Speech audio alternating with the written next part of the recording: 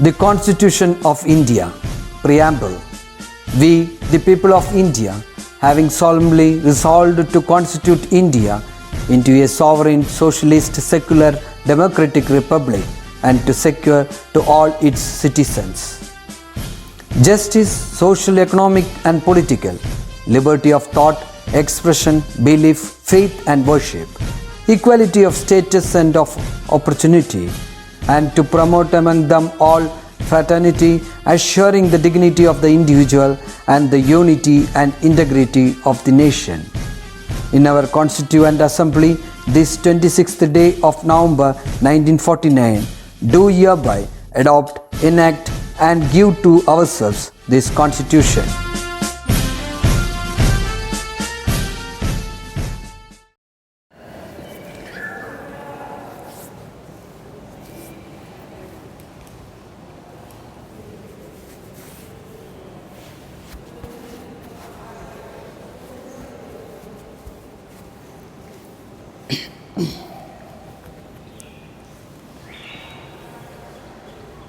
Hi my dear children, how do you do? Hope you are sailing in the same boat as we are here. Dear children, always remember that rule your mind or it will rule you. By saying these words, I move on to today's session. We are going to begin with chapter 11, Plan, Growth and Development. My dear children, development is the sum of two processes, growth and differentiation. So, what is development? It is the sum total of growth and differentiation. These processes are controlled by two factors, intrinsic and extrinsic factor. Intrinsic means internal factors, extrinsic means external factors. So, the development, or we can say the growth and differentiation, which is a part of development, is being controlled by two factors, that is internal factor and external factor. Now, the first one is growth. What is growth? It is defined as an irreversible permanent increase in size of an organism or its parts or even a cell. So, what is growth? It is an irreversible increase, and that increase is permanent, and that is taking place in the size of an organism, or we can say its parts will be increased or even the cell of the organism will be increased. That is growth. It occurs by metabolic processes, that is anabolism and catabolism. That is, the growth which is taking place in the organism is taking place by means of anabolism and catabolism, which together is known as metabolic process. What is anabolism? Anabolism is making up the process. That is, for example, we can say photosynthesis is coming under anabolism, where glucose is prepared. And in the case of catabolism is the breaking up process which is taking place in the organism, and the example for catabolism is respiration. That is, the glucose which is produced there is being broken down, isn't it? So, these two together is known as metabolic process. So, growth is taking place by means of metabolic processes. Now, in case of plant, how the growth is taking place we can see. Plants have the capacity for unlimited growth. That is, in the case of plant, the growth is not limited, but it is unlimited. This ability is due to the presence of meristems. Meristems means it is the capacity of the cell present in the plant parts which is able to divide continuously, and the ability of growing unlimitedly by the plant is due to the presence of meristem. Now, open form of growth is there. What it is? It is a form of growth where new cells are always added to the plant body by the activity of meristem. So, what is open form of growth? Open form of growth, it is being defined as new cells will be always added to the plant body by the activity of meristem. That is called open form of growth, and this open form of growth is taking place in plants. Now, how we can measure growth? Increase in fresh weight, increase in dry weight, increase in length, increase in area, increase in volume, increase in cell number. All these are the parameters through which we will be able to measure the growth. And for example, one single maize root apical meristem. In the maize root apical meristem, one single root apical meristem can give rise to 1,75,000 new cells per hour. That is, it increases in numbers. So, in the case of maize root apical meristem, one single meristem is giving rise to 1,75,000 new cells per hour, and these cells, they are increasing in numbers. So, this is one of the example of the growth taking place in the plant. Number 2, cells in watermelon increases in size up to 3,50,000 times. That is, here the size is increased. And number 3, third example is growth of pollen tube. That is, here the length of the pollen tube is been taking place there. And number 4, growth in dorsiventral leaves. Here the increase in the surface area of the leaf is taking place. So, these are certain examples of how growth is taking place in plant and how it can be measured, isn't it? Now, we are going to understand about the phases of growth in plants. The period of plant growth is divided into 3 phases: meristematic phase, phase of elongation and phase of maturation. Meristematic phase is the phase of cell division, or we can say it as formative phase. Phase of elongation is known as the phase of enlargement, and the phase of maturation is known as cell differentiation. Now, we can see in detail about these 3 phases. Meristematic phase, the cells in this region are with rich cytoplasm. Large nuclei is present there, and the cell wall is thin and cellulosic in nature. So, the cell wall is thin and it is cellulosic in nature, and the cell is having large nuclei with rich cytoplasm in it. So, this is the phase which is called as meristematic phase, and here the division of cell will be taking place. Number 2, phase of elongation. It helps in cell enlargement.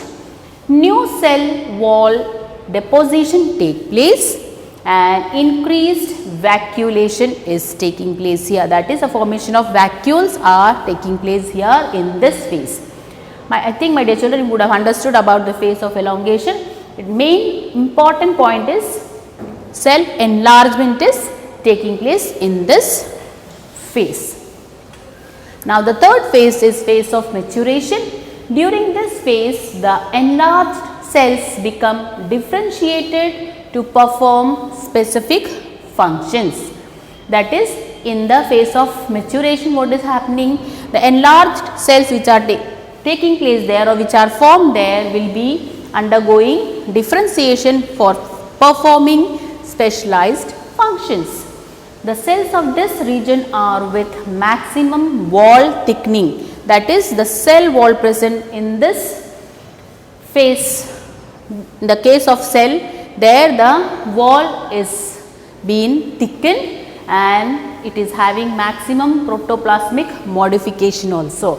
So, this is the phase of maturation. I think you would have understood about the 3 phases very nicely: phase of meristematic, phase of elongation and phase of maturation. These 3 phases are important phases which is been taking place in during the growth of a plant. Now, we are moving to the next topic, and that is growth rates. Increase in growth per unit time is termed as growth rate. Increase in growth per unit time is termed as growth rate. So, what is growth rate? per unit time there will be increase in growth, and that is called growth rate. It may be arithmetic or geometric. The growth may be arithmetic or geometric. You can see here again, we can see the growth rate is defined as increased growth per unit time. The rate of growth can be expressed mathematically. We can see two types of growth rate is there, arithmetic growth and geometric growth. You can see this is arithmetic growth where one cell is only dividing and the other cell is differentiating there. But in the case of geometric growth, both the cells are dividing and multiplication of cells are taking place. This is the difference between arithmetic growth and geometric growth. So here we can see this is arithmetic growth and this is geometric growth. The increased growth per unit time is called growth rate, and it may be arithmetic or geometrical. Arithmetic growth rate in which only one daughter cell continues to divide and another daughter cell differentiates and matures. So here two cells are there in which one cell is dividing continuously, but the other cell is being dividing and it is differentiating and maturing. The other cell is differentiating and maturing. But in the case of geometric growth, initial, that is here two cells are there and both the cells are dividing, and again they are dividing in this manner. Each cell is dividing and multiplication of cell is formed there. That is the difference between arithmetic and geometric growth rate. In the case of geometric growth rate, we can see three phases: lag phase, exponential phase, or it is also known as log phase, and it is the third one is stationary phase. In the case of lag phase, it is the initial growth phase which is very slow, and next one is the log or exponential phase which is rapid and there will be increase in growth taking place, and stationary phase is again where we can see the growth is slowing down, or we can say where growth slows down. In the case of arithmetic phase, the example is elongation of root, and in the case of geometric phase, the example is cell, tissue or organs. I think you would have understood the difference between arithmetic growth rate and geometric growth rate. It is again important, my dear children. Again we can see in detail about arithmetic growth rate. Following mitotic division, only one daughter cell continues to divide while the other differentiates and matures. Example I told you, root elongation at constant rate. Now, on plotting the length of the organ against time, we will be getting a linear curve. When the length of the organ is plotted against time, a linear curve is obtained in case of arithmetic growth rate. You can see here, isn't it? And here we can see the mathematical expression related to arithmetic growth. LT is equal to L0 plus RT, where LT is equal to length at time t and L0 is equal to length at time 0. R is the growth rate, or we can say elongation per unit time. So, this is the mathematical expression related to arithmetic growth. A linear curve is being obtained there in the case of arithmetic growth rate in the plants. Now, in the case of geometric growth rate, it has three phases: lag phase, exponential phase and we can say it as log or stationary phase. In the case of lag phase, it is the initial stage of growth which is very slow because of the resource which is being getting slowly to the plant, or we can say the part of the plant. Exponential phase is the stage of growth which is rapid, or here we can say here in this phase the growth is increasing because the resource is unlimited there. And in the case of log phase or stationary phase, we can say it is the stage of growth which is stationary due to the limited nutrient supply. So, this is related to the three phases in case of geometric growth rate. And in the geometric growth rate, when we are plotting the graph, we can see a sigmoid or S curve. It is been said here, if we plot the parameter of geometric growth against time, we get a sigmoid curve or S curve, and it is the characteristic of living organisms growing in a natural environment. In the natural environment, always geometric growth rate is taking place, where we can find sigmoid or S curve in the case of the growth of plants. I think you would have understood about it. Now you can see here the size or weight of the organ is taken, and against time it is being done. Graph is plotted there. We can see a S or sigmoid shape curve is there. This is the lag phase. From here to here it is the exponential phase, and from here to here it is stationary phase. Now we can see the mathematical expression of the growth, or we can say the exponential growth which is taking place in plant, and it is W1 is equal to W0 ERT, where W1 is final size. W1 means where W stands for weight, or W1 stands for height, it can be number, etc. And W0, it is initial size at the beginning of the period. T is the time of the growth, and where E is the base of natural logarithm. So, this is the mathematical expression related to the exponential growth which is taking place during the geometrical growth period in the case of plants. This is very, very important. Again, my dear children, this graph you have to understand and you have to study it. So, that is related to the arithmetic and geometric growth rate in the case of plant. Now, we are going to understand the next topic, that is quantitative comparisons. It can be done in two ways: absolute growth rate and relative growth rate. By comparing absolute as well as relative growth rate, we can compare the quantitative growth taking place in the case of plant. Absolute growth rate means it is the measurement and comparison of total growth per unit time. That is, the total growth which is taking place in the plant or plant part per unit time is known as absolute growth rate. In the case of relative growth rate, it is the growth of the given system per unit time expressed on a common basis. So, on the common basis, when the growth is being measured there per unit time, that is called relative growth rate.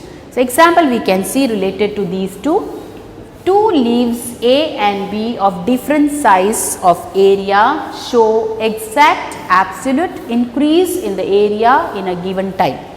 When we are taking two leaves A and B which is having different size of the area, we can see their absolute growth rate will be same at a given time. However, one of them has much higher relative growth rate, but in the case of relative growth rate, one will be having higher relative growth rate. So, you can see this is a diagrammatic comparison of absolute and relative growth rate, where we can see the two plants A and B. Both leaves A and B have increased their area by 5 centimeter square in a given time to produce A1 as well as B1 leaf, isn't it? So, here we can see the absolute growth rate between these two plants is same. They are increasing equally in a given time, but the relative growth rate is different. When we are seeing the relative growth rate, isn't it? This is the relative growth rate. When we are seeing this two, we can see the relative growth rate between A1 and B1 is different. That is, relative growth rate in the case of A1 is more than the relative growth rate in the case of B1. So, you can see here leaves A and B have grown 5 centimeter square in one day. The initial size of the leaf A was 5 centimeter square. Even though their absolute growth is the same, but the relative growth rate is faster in the case of leaf A. So, that is the quantitative comparison between the two leaves. Now, we are going to understand about the conditions for growth. Number 1 is water. In the case of water, it is playing an important role in the growth of a plant. We can see one by one how water is playing an important role. Number 1, turgidity of cell help in extension of growth. If the cells are turgid, that is if they are filled with water, they become turgid, and surely the growth of the cell is being taking place there. Number 2, plants cell grows in size by cell enlargement, which requires water. Plant cells, they will be growing in size how? When they require water, they will be taking in water. Because of that, cell enlargement is taking place, and due to which the plant cells are growing. Next, oxygen. It helps in releasing energy essential for growth activities. So, oxygen is the condition which is needed there for the growth of a plant, and oxygen is helping for releasing energy which is needed there for growth activities. Number 3, nutrients. In the case of nutrients, plants require macro as well as micro essential elements which act as source of energy.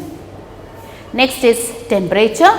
Every plant has an optional temperature for its growth. That is, in case of plant, all the plants which are growing there, they need an optimum temperature for their growth. And next one is light and gravity. In the case of light and gravity, all the plants, they require light as well as the gravitational force, which will be surely affecting their stages of growth. I think you would have understood about the conditions required for the growth which is taking place in plants.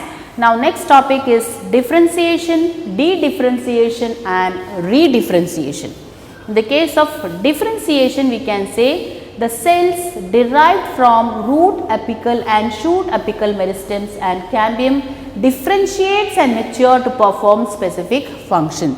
That is, when the cell is dividing, it will be dividing and it will be maturing, and after maturation it will be undergoing the differentiation process where it will be performing specific functions.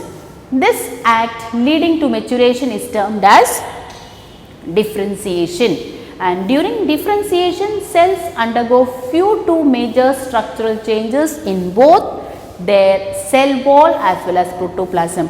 Now, when differentiation is taking place, that time cell is having certain structural changes and it is taking place in the cell wall as well as in the protoplasm.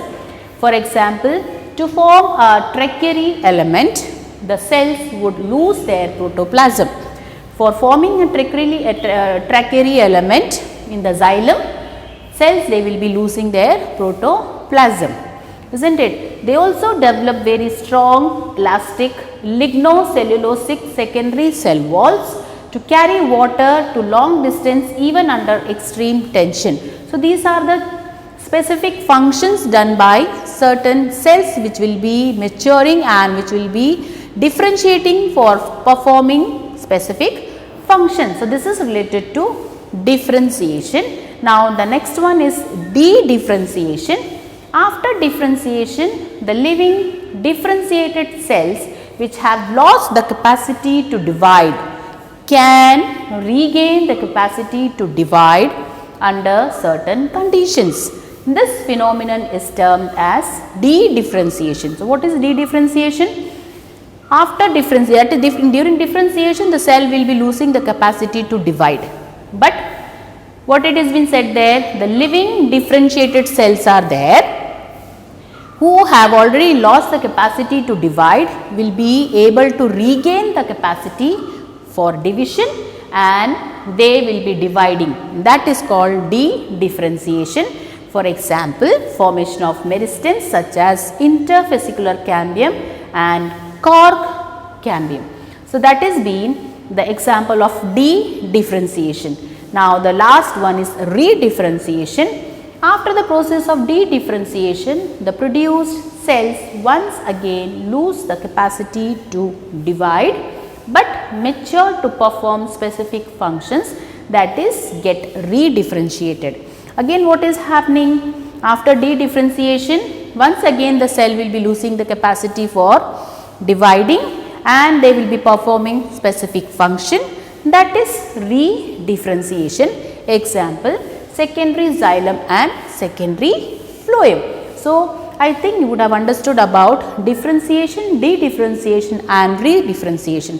In case of differentiation, very simple, we can say the cells will be maturing and they are differentiating to form specific functions. In the case of dedifferentiation, the matured cells which are there, which have lost the capacity for division, they will be regaining the capacity again for dividing and the cell starts to divide in this phase. And in redifferentiation, again what is happening, the cells which are dividing, they will be maturing and again they will be differentiating to perform specific function. So, that is related to differentiation, dedifferentiation and redifferentiation. This is very, very important, my dear children, you have to study it. Now, the next topic is development. What is development? It is the changes which is taking place in the life cycle of the organism, and in the case of development we can see plasticity. And what is plasticity? Different kinds of structure in response to environment or phases of life.